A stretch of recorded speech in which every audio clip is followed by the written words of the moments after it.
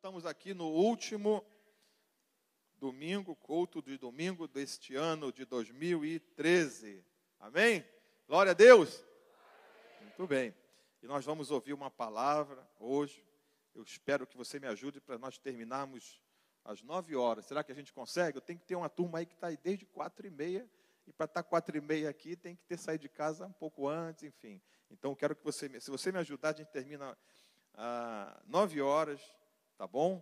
Mas faz tudo aquilo que Deus tem para fazer conosco nessa noite. E eu quero falar ainda sobre aquele assunto que nós falamos domingo passado. Quantos estiveram aqui no domingo passado? Quero falar sobre isso porque é um tempo realmente oportuno de nós nos colocarmos diante de Deus e buscarmos o coração de Deus, enquanto as pessoas vão estar procurando saber as previsões daquilo que vão dizer acerca do próximo ano.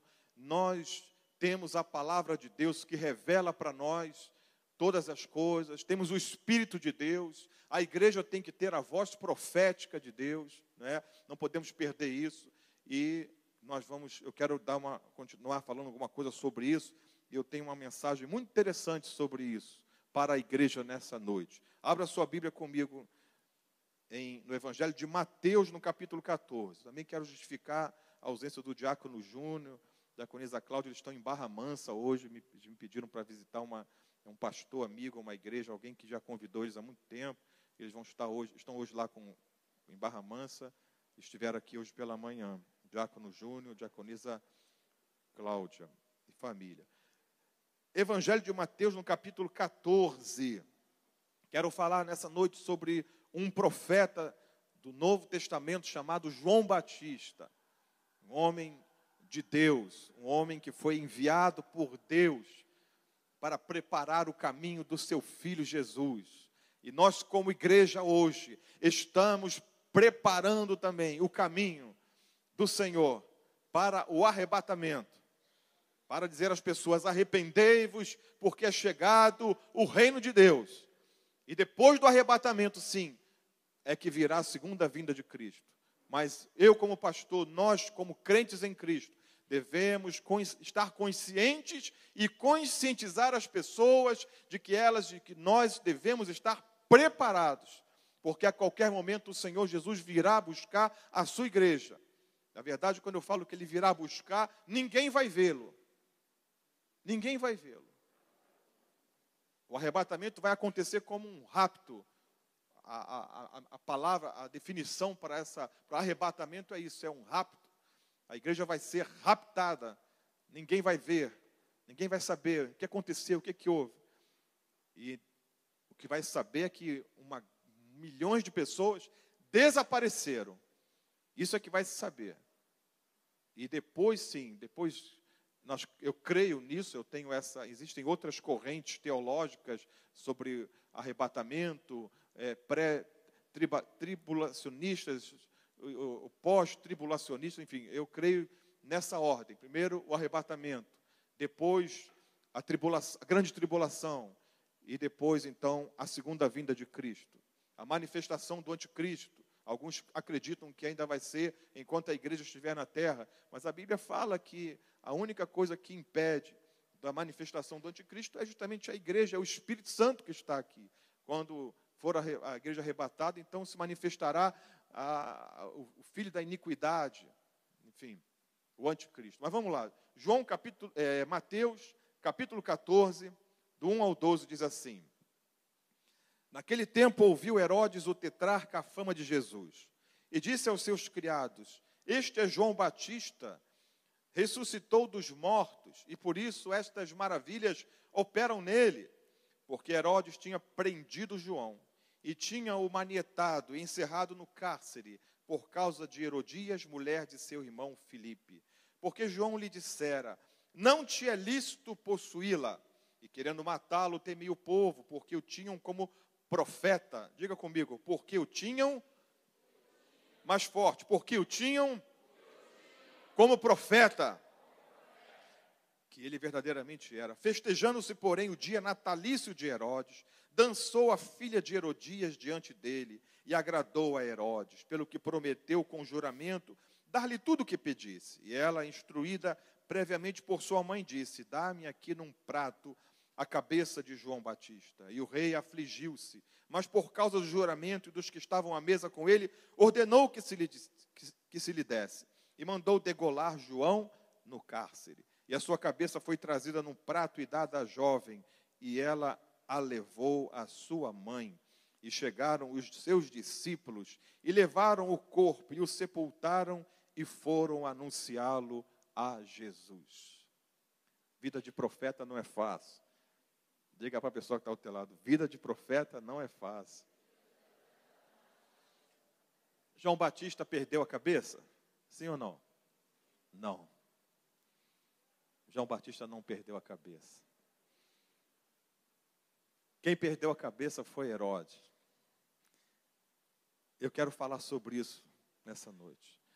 Essa unção de Deus que estava sobre João Batista, essa ousadia que deve estar sobre a vida de um homem, de uma mulher, com boca de Deus, profeta, que tem compromisso com a verdade, tem compromisso com a santidade, tem compromisso com a justiça, e compromisso com Deus acima de tudo, por isso fala a verdade e fala o que Deus manda dizer. João Batista, naquele tempo, ouviu Herodes. Temos aqui alguns personagens, eu gostaria de falar um pouquinho deles. Herodes, Antipas. Herodes era um título dado aos reis daquela época, daquelas províncias. Filho de Herodes o Grande. Esse Herodes aqui, o tetrarca, era filho de Herodes o Grande. Tetrarca quer dizer que ele era governador da quarta parte de um reino, de um reinado ou de uma província. Então ele era o tetrarca, era governador da quarta parte. Então, no caso da Galileia, ele uniu-se a Herodias, mulher do seu irmão, a sua cunhada. Ele tomou essa mulher como esposa.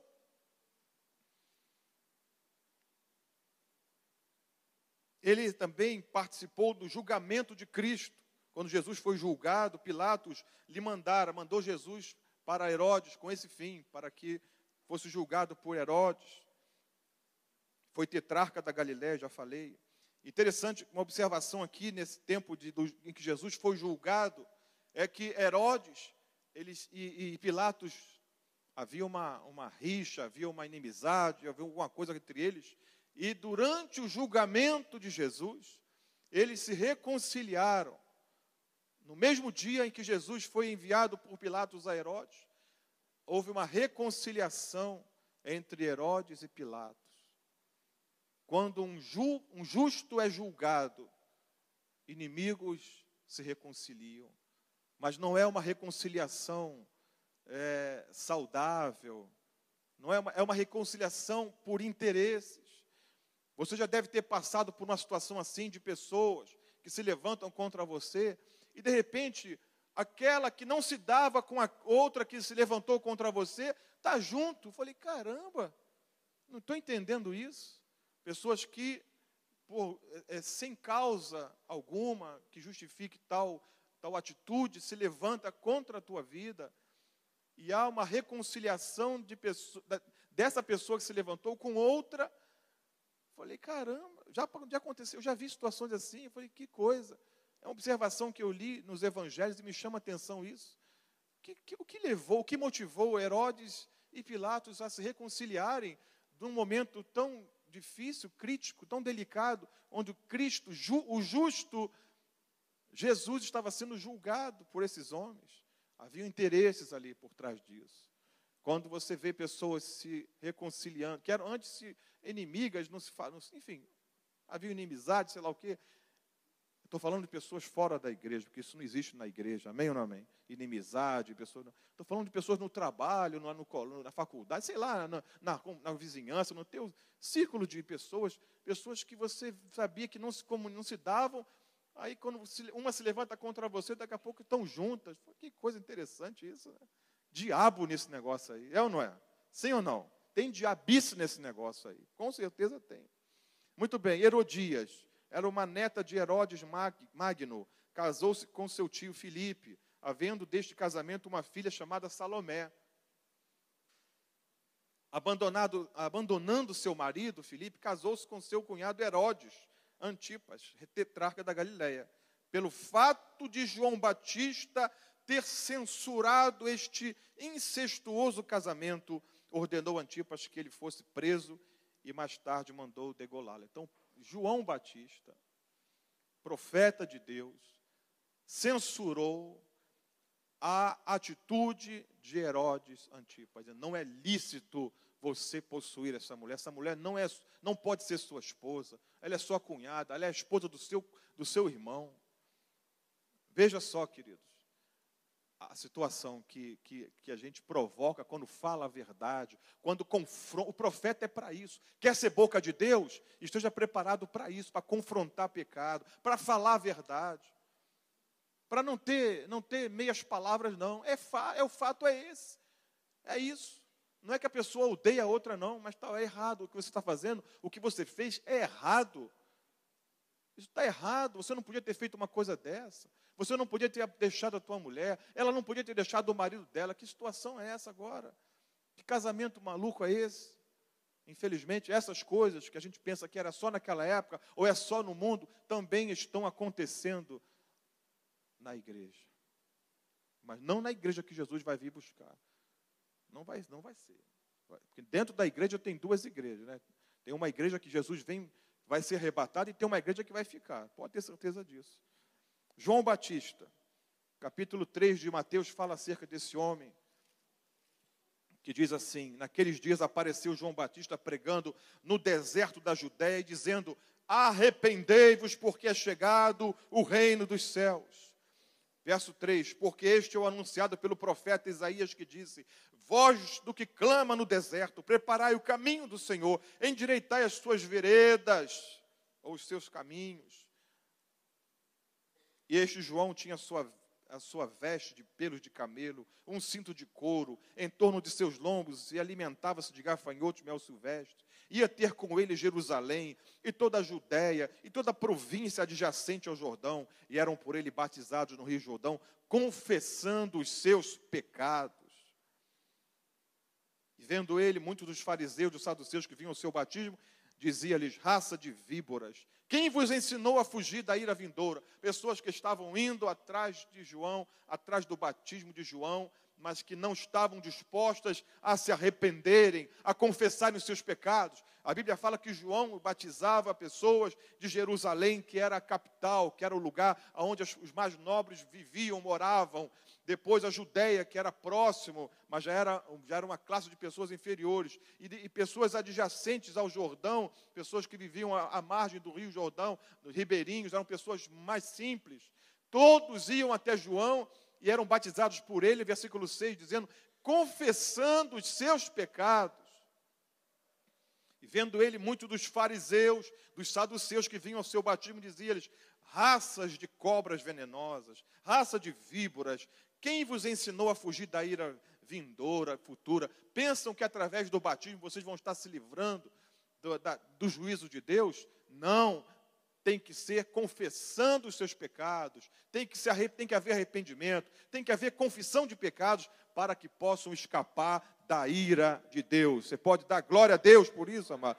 E não é diferente de hoje também. Ele continua dizendo: produzi, pois, frutos dignos de arrependimento. A vida de vocês precisa estar condizente com essa atitude. Vocês precisam se arrepender, precisam mostrar frutos de que vocês estão arrependidos da vida que vocês estão levando. Fariseus e saduceus, duas classes religiosas daquela época. Pessoas que conheciam as Escrituras, mas estavam ali tentando escapar de alguma forma, porque o povo estava aceitando, o povo tinha João como um profeta, multidões iam até ele. Então os fariseus aproveitaram daquela popularidade de João também, para, como que assim dizer, nós estamos aqui também, não estamos contra. Ninguém ousava naquela época ficar contra João Batista. O próprio Herodes mandou prendê-lo, mas não mandou matá-lo, porque o povo o tinha como profeta. Então o que ele pôde fazer? Vou prender ele, mas não ele poderia ter mandado matá-lo, mas não fez isso por causa do povo. O povo poderia se revoltar, porque o povo tinha João como profeta. Embora depois acabou acontecendo o que aconteceu. Enfim, vamos lá.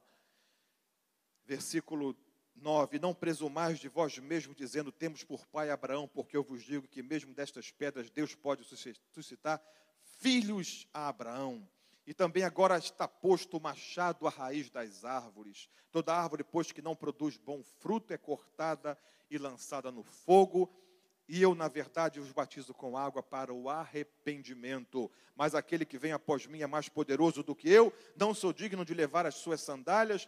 Ele vos batizará com o Espírito Santo e com fogo. Em sua mão tem a pá e limpará a sua eira, recolherá no celeiro o seu trigo e queimará a palha com fogo que nunca se apagará.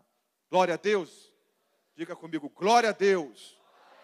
Um homem que vale a pena imitar.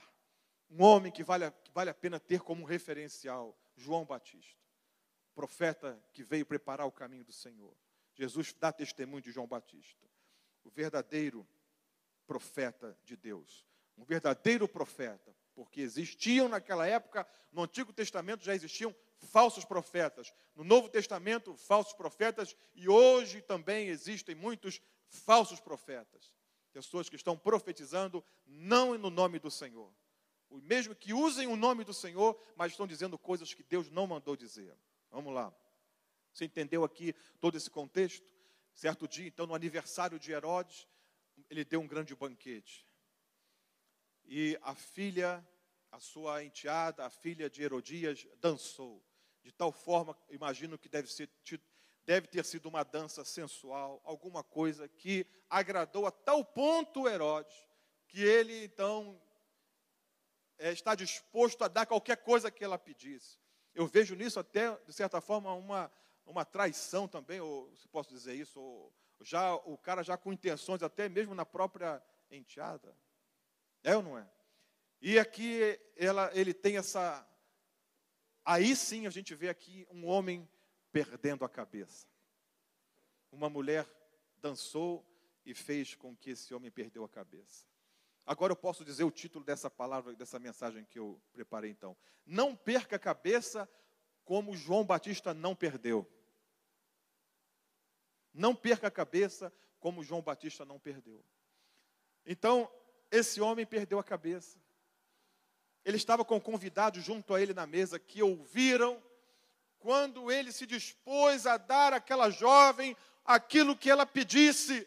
Ela se aconselhou com a sua mãe. E a sua mãe disse a ela, muito sutilmente, e usada pelo diabo, porque podia pedir tanta coisa importante, riqueza, joias, podia pedir tantas coisas, mas pediu o quê? A cabeça de João Batista, do profeta que estava na prisão.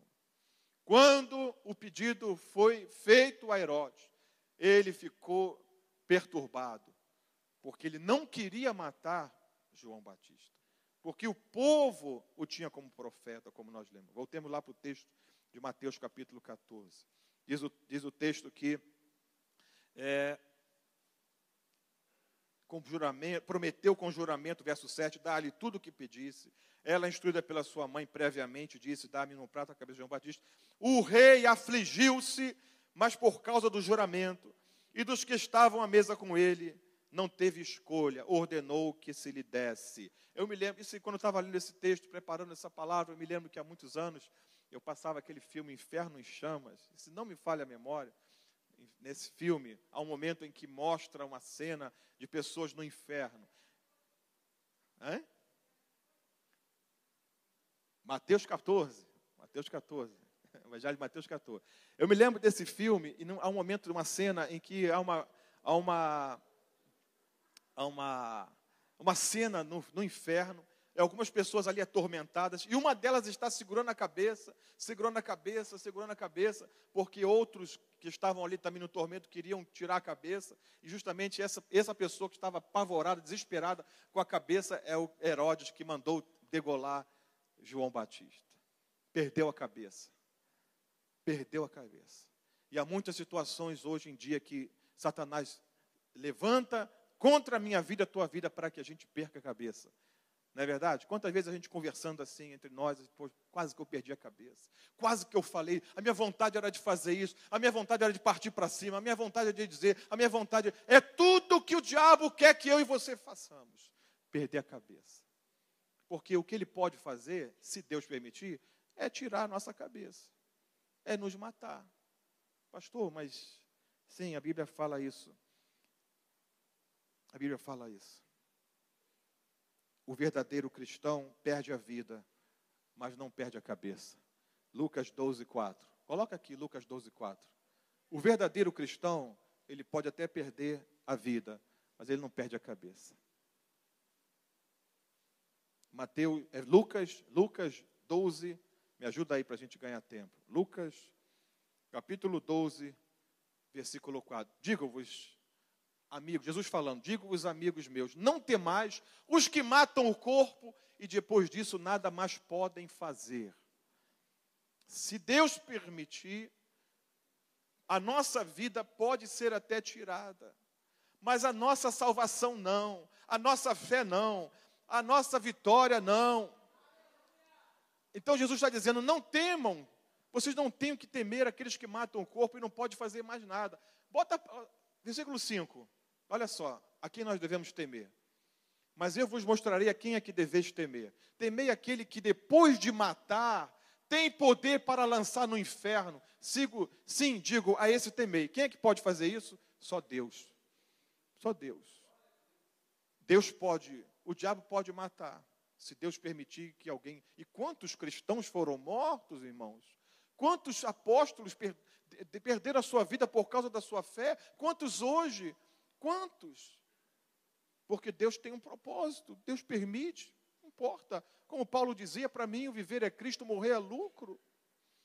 Mas não devemos temer aqueles que podem nos matar.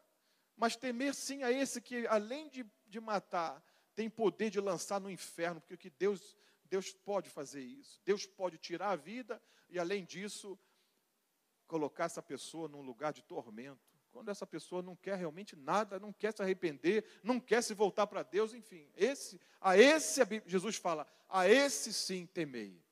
Esse é o nosso Deus. Amém, amado? Glória a Deus. Então, o verdadeiro cristão perde a vida, mas não perde a cabeça. O diabo quer fazer isso. Olha, tudo que o diabo mais quer é que você perca a cabeça. João foi degolado, mas até o fim. Eu imagino que naquele período que ele ficou na prisão, certa vez ele chama os seus discípulos e envia-os até Jesus, e para perguntar se Jesus era aquele que haveria de vir, ou teriam que esperar outro. Mas João teve uma revelação, ele encontrou com Jesus e disse, esse é o Cordeiro de Deus, que tira o pecado do mundo. E agora, por causa da sua fé, por causa da sua ousadia, por ser um homem, um profeta de Deus, ele falou a verdade, confrontou o pecado e foi preso. E não é fácil para estar numa situação daquela. Quantas vezes você faz tudo certinho, fala a verdade, tem compromisso com Deus e sofre consequências. E nessa hora, nós como homens mortais, homens, mulheres, nós muitas vezes somos levados a enfraquecer na fé, a pensar, meu Deus, por que será? Será que eu fiz a coisa certa? Será que eu estou fazendo a coisa certa? Será que Jesus realmente é comigo? E João também passou por isso, ele teve uma certa dúvida se Jesus era realmente, e aqueles discípulos foram até Jesus e vieram, mestre, João mandou perguntar, e Jesus disse, ide e dizei a ele. Jesus disse algumas coisas para que levassem a João a resposta, para que ele não perdesse a sua fé, para que ele continuasse firme ali, até que Deus permitiu então que ele dali não saísse, porque já tinha cumprido a sua missão, já tinha cumprido o propósito de Deus. E eu quero dar uma notícia para você também, o profeta só termina o seu tempo de vida na terra, quando Deus não tiver mais nada para fazer com ele. Quando Deus não tiver mais nada para fazer comigo, com você, ele não vai arriscar nada mais, nem mais um segundo. Então ele diz, agora vem para cá. Eu quero você comigo agora. Você pode dar glória a Deus, amado? Eu não sei se essa notícia é boa para você. Mas Deus não vai arriscar você. Quando Ele não tiver mais propósito na sua vida, quando Ele não tiver mais nada para fazer com você, comigo, Ele vai fazer isso. Vem para cá. Vem para o lar, vem descansar. Amém, querido? Lembre-se. Ih, meu Deus, eu escrevi isso aqui. Por seguir a Jesus, por falar a verdade, por confrontar o pecado, você será, 10 coisas você está, podem acontecer contigo. 10 coisas ruins, você pode ter que passar por elas. Quais são elas, pastor? Vamos lá. Então, por seguir a Jesus, por falar a verdade, por confrontar o pecado, você poderá ser, e você será, em algum momento da sua vida, se não foi, será perseguido, humilhado, provocado, abandonado, injustiçado, tentado, caluniado, difamado, rejeitado e odiado. Você pode dar glória a Deus por isso? Glória a Deus! Glória a Deus!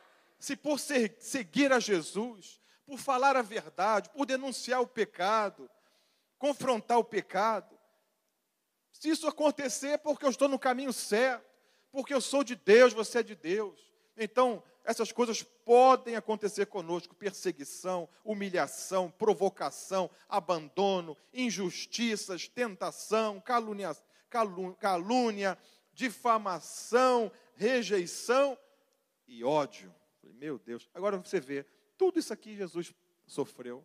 Foi ou não foi? Jesus foi perseguido, foi ou não? Foi perseguido, foi humilhado, provocaram ele, abandonado, foi injustiçado, foi tentado, foi caluniado, foi difamado, foi rejeitado, foi odiado, foi. E Jesus falou assim: se me perseguiram, perseguiram a vós.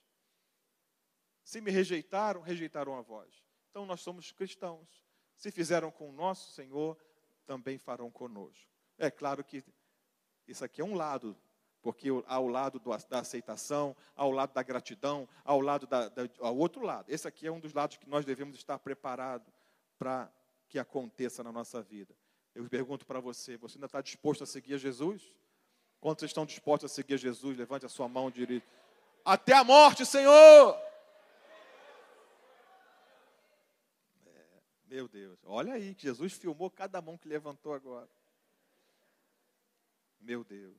Agora vê tudo isso acontecendo porque alguém fala a verdade, porque alguém está vendo as coisas erradas e quer consertar, porque alguém quer ajudar. Olha, está vendo a coisa fora do lugar, está vendo as coisas e quer. Infelizmente isso acontece, né? Existem pessoas que você faz algo por elas e elas te agradecem como se fosse uma coisa muito, como se fosse muita coisa, uma coisa muito importante. Você faz alguma coisa por ela, faz algo. Você acha que é até pouco aquilo, e pode ser que seja mesmo, mas as pessoas que recebem ficam tão agradecidas, e está sempre mencionando aquilo, caramba, te constrange, me constrange. Existem outras que você faz tudo por elas. Você faz tudo por elas, e elas não reconhecem, nem mesmo agradecem. E quando você as contraria, se voltam contra você de tal forma como se você fosse a causa de todos os problemas da vida dela. Meu Deus do céu, que Deus nos livre de ser pessoas assim. Você faz algo, a pessoa fica eternamente grata. Você faz tudo por alguém, por um filho. Você faz tudo por... Quem não faz tudo por um filho? Um pai, uma mãe não faz? Faz tudo. Infelizmente hoje, muitas vezes, não reconhece, não agradece. E quando você vai contrariar o filho, a filha, parece que você é a causa de todos os problemas dele ou dela. Você que pôs no mundo, você que cuidou, que criou, hein? Que amamentou, que alimentou, que vestiu, que abrigou do frio, que refrescou do calor, hein? Cresce, não reconhece, não agradece. Quando você confronta, isso está errado, não faça isso. Você, pai, você, mãe, é tido como que você é a causa de todos os problemas desse jovem, desse adolescente, dessa criança, sei lá, o adulto também é o pai e a mãe. É a causa. O diabo trabalhando para fazer isso aí. Você tenha o importante é que você tenha uma boa consciência para com Deus. Ensinou no caminho, deu o exemplo. E é isso aí. A gente exerce um ministério profético até em nossa casa, né? A gente paga um preço por falar a verdade, por trazer o coração de Deus, e isso é a responsabilidade de um pai e de uma mãe, é trazer o coração de Deus para a sua casa, para o seu filho. A Bíblia diz, ensina a criança. A Bíblia fala, lá, Deuteronômio fala, para inculcar na criança, lá ensinando, deitado, levantado, ensinar as palavras do Senhor, ensinar. Então, se você tem essa consciência de que você fez a tua parte, depois, se elas fizerem diferente, aí elas vão dar conta com Deus. Como eu falei domingo passado, depois que a pessoa ouviu a palavra, ouviu o que deveria fazer, não reage contra aquilo, então aguarde o juízo de Deus agora. Você fez a sua parte, você já ensinou. Amém, amados? Glória a Deus. O verdadeiro profeta tem compromisso com a verdade, com a santidade e com a imparcialidade. Profeta de Deus, boca de Deus, não tem esse negócio de, para uns eu vou falar de uma forma, para outros eu vou falar de outra. Não. É imparcial. Veja que João Batista confrontou uma autoridade governamental. Um homem de Deus, nem precisa ser um pastor, um homem, uma mulher de Deus, tem uma autoridade. Se Deus colocar nessa pessoa uma palavra na boca dela, e dizer, vai lá e fala ao governador, fala ao prefeito, fala ao presidente, tem sim. Pode chegar e dizer, olha, assim diz o Senhor. Não precisa ter título, pastor, presbítero, evangelista, ou apóstolo. Se Deus colocou em você ou num homem o Espírito Santo, Deus, a Bíblia fala do Antigo Testamento, e no Novo Testamento os apóstolos eram pescadores, Amós cuidava de gado, era um boiadeiro, e Deus foi lá, chamou aquele homem para ser um profeta. E o que esses homens faziam? Iam até os palácios, entravam nos palácios, não precisavam se candidatar para fazer isso não. Quando eles tinham uma palavra dada por Deus, eles iam e diziam, assim diz o Senhor. Amém, amados? Amém, é isso. Você que é pai, você que é mãe, você é boca de Deus na tua casa, você é um profeta de Deus na tua casa para dizer, assim diz o Senhor, a minha casa tem ordem, a minha casa tem limites, na minha casa quem dita as regras sou eu, e eu ando conforme a Bíblia diz. Não é conforme o mundo, não é conforme os programas que a televisão muitas vezes mostra. Na minha casa eu sigo a Cristo e eu estabeleço as regras que a palavra de Deus estabelece. E ponto final. Você, pai e mãe, é uma autoridade para isso, para fazer isso na sua casa.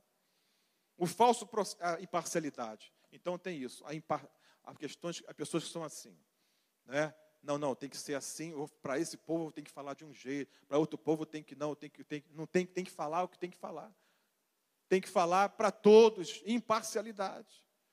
Não tem esse negócio de separação, não. É isso e acabou. João falou para o rei, como falou para os fariseus, falou para os saduceus, confrontou o pecado e acabou. E não tinha medo disso. Muitas vezes você tem dificuldade de confrontar o pecado de um coleguinha, de uma amiga, de um amigo, você vê a coisa errada e fica quieto. Não vai confrontar com medo de perder a amizade, perca a amizade, mas fique bem com Deus. Se tiver que perder a amizade, não tem problema, mano. O pior é ficar mal com Deus. É você não ter aberto a boca para dizer, ó, isso está errado. Isso está errado. Eu vejo muito isso, infelizmente. Muitas pessoas se omitindo, e a Bíblia fala que nós podemos pecar de duas formas, por comissão, por ação, né, e também por omissão. A pessoa não se omite, quer ficar bem com todo mundo, está em pecado, Deus vai cobrar de você. O verdadeiro profeta tem compromisso com a verdade, a santidade e a imparcialidade. O falso profeta quer agradar a todos, mas principalmente quem ele não quer ofender. E assim se vende, negocia e manipula para ser aceito. O falso profeta, ele quer ser aceito, ele quer ser reconhecido, ele quer, agradar. Por isso ele negocia, ele se vende. Né? Lembra de Balaão?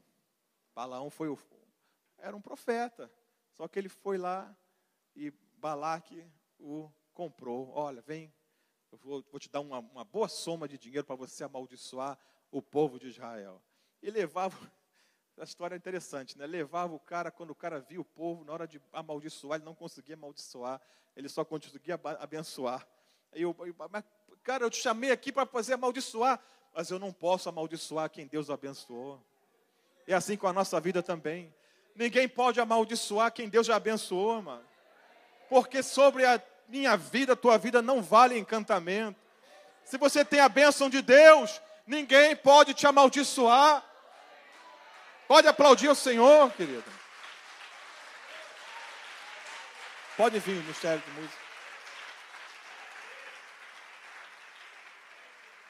Tem pessoas que pensam que pode... E outra coisa, aí tem pessoas que não têm esse temor.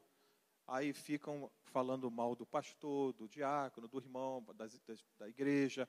Ficam amaldiçoando, falando... Não sabem o que estão fazendo. Sabe? Não sabem o que estão fazendo. Aquilo, a maldição, não vale contra nós. Sobre, como é que é aquela canção que fala? Sobre Israel não vale encantamento. Sobre a minha vida não vale encantamento. Sobre a tua vida está a bênção do Senhor. É isso mesmo. Sobre a minha vida está a bênção do Senhor. Quando, domingo passado, Deus me deu uma visão. Aqui, eu falei com vocês de uma cobertura, como se fosse assim um grande manto, um grande lençol, uma coisa assim enorme assim. E eu estava lendo um versículo essa semana, exatamente falando sobre isso, sobre essa cobertura, é uma coisa espiritual de Deus, além de ser uma proteção, né, aponta para uma cobertura do Espírito de Deus. Estamos debaixo dessa unção do Espírito de Deus sobre nós, sobre a palavra de Deus que nos protege, que nos cobre, essa autoridade da palavra que está sobre nós. Então, a gente ministra a palavra de Deus nesse lugar, nesse púlpito, e Deus estabelece uma cobertura sobre a tua vida. Aí vem os encantamentos, vem as palavras malditas, vem as coisas, não prevalecem, porque não podem ultrapassar o manto da autoridade de Deus que está sobre a tua vida. Como vai alguém conseguir amaldiçoar alguém que está debaixo da boa mão poderosa de Deus? Como seria a mão poderosa de Deus sobre a nossa vida? Hein? E alguém vai pensar que vai conseguir amaldiçoar de tal forma que vai ultrapassar essa proteção de Deus sobre nós. Não vale. Tentam. Mas aí que está. Aí o diabo faz tudo para nos levar a perder a cabeça. Para que você saia da graça. Para que você abandone a fé. Para que você haja na carne. Haja segundo os teus impulsos carnais, enquanto a Bíblia diz que nós devemos ser homens espirituais, agindo pelo Espírito de Deus, porque não é por força nem por violência, mas pelo Espírito de Deus, né? Então, que Deus nos ajude para sermos esses homens e mulheres que Deus quer, que não vão perder a cabeça diante de tantas provocações, diante dessa lista aqui tão grande. Pastor, perseguição. Você não é perseguido no trabalho? Não invejam você? Você sabe que quem inveja persegue. Se alguém te inveja, está te perseguindo, vai te perseguir de alguma forma. Perseguição. Perseguido, humilhado, provocado, abandonado, injustiçado, tentado e caluniado, difamado, rejeitado, odiado, enfim, algumas situações que se levantam contra nós, e não são poucas e não são fáceis, mas são para tentar nos fazer perder a cabeça. Aí você perde a cabeça. Quem perdeu a cabeça não foi João Batista, foi Herodes. Arrumou um problemão muito grande, misericórdia. Eu não queria nem pensar em estar no lugar daquele homem. Meu Deus do céu, que bobeira que ele deu. Que besteira. Muitas vezes as pessoas, né, diante de algumas situações, ficam tão encantadas, iludidas, Muitas vezes eu estou apaixonado. Está apaixonado? Essa paixão que passa. O amor não, o amor permanece, mas a paixão, pessoas que perdem o bom senso, perdem noção, se deixam levar por esses impulsos, desordenados, por essas, a Bíblia fala, concupiscências, se deixam levar, perdem a cabeça, fazem uma besteira e depois, irremediável, não tem como reverter mais. Herodes pensou, e agora? Não tem como voltar atrás. Me ouviram aqui na mesa. Se eu não fizer isso, eu vou perder a minha autoridade como rei. Eu vou dizer uma coisa para você, amado. Havia uma saída para Herodes. Falei assim, não, eu não vou fazer isso com João. Cortem a minha cabeça. Eu prefiro morrer do que matar um justo, do que matar um profeta, do que fazer com que um homem de Deus seja culpado pela minha loucura, pela minha ignorância e insensatez. É mais fácil. Uma vez eu ouvi alguém, há coisas que a gente ouve que a gente nunca mais esquece. Eu ouvi um comentário assim, olha, fulano de tal, um líder de uma igreja, fulano de tal, ele adulterou. Isso não é novidade, a gente sabe que infelizmente isso acontece. Uma esposa de um pastor, eu estava perto quando ela fez o seguinte comentário: o quê? Ele não desejou morrer, não? Ele não achou melhor morrer do que fazer isso? Eu fiquei pensando naquilo, é verdade. É verdade. Há coisas que é melhor dizer, Deus me leva, mas eu não quero fazer isso. Me leva, Senhor, eu não quero fazer isso. Há coisas na minha vida que eu teria muita dificuldade de continuar vivendo nessa terra se fizesse tais coisas. Embora sabendo que estou sujeito a elas, mas eu penso, Deus, seria muito difícil para mim continuar vivendo. Então, eu prefiro que o Senhor me leve antes. Me leva antes. Eu não conseguiria viver com a minha consciência. Mesmo sabendo que Deus perdoa, mesmo sabendo que as pessoas perdoam, mas a gente chega a um relacionamento com Deus, a gente chega a um nível de maturidade espiritual, há coisas que a gente, é individual, isso é individual. Eu fico pensando, eu acho que eu não conseguiria conviver com essa situação. Senhor, Herodes podia ter dito, não, podem me degolar. Mas o rei, não, esse homem é justo, esse homem não fez nada para isso.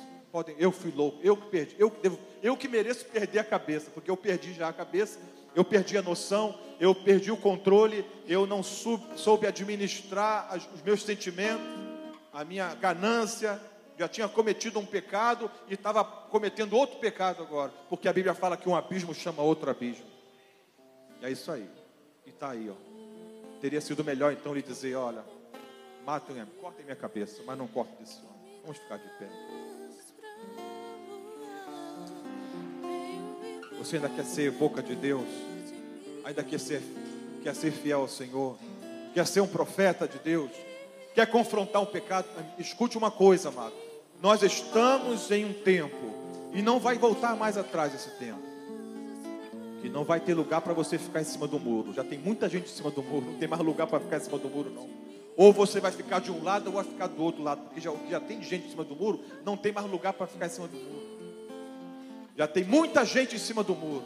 Definição: ou você está do lado de Deus, compromisso com a verdade, com a santidade, com a justiça, ou você vai ficar do outro lado. Não adianta, não vai conseguir agradar a todos, não vai conseguir ser parcial, não, e até porque está errado, está pecando, não vai conseguir ser omisso. O certo é o certo, o errado é o errado. É sim, sim e não, não. O que passa disso, a Bíblia diz, já dizia há muitos anos, o que passa disso é de procedência maligna. Tempo de definição, tempo de apostasia, tempo que a igreja está prestes a ser arrebatada. E o Senhor conhece os que são seus, portanto, aparte-se da iniquidade aqueles que professam o seu nome. Aparte da iniquidade. É melhor perder a vida.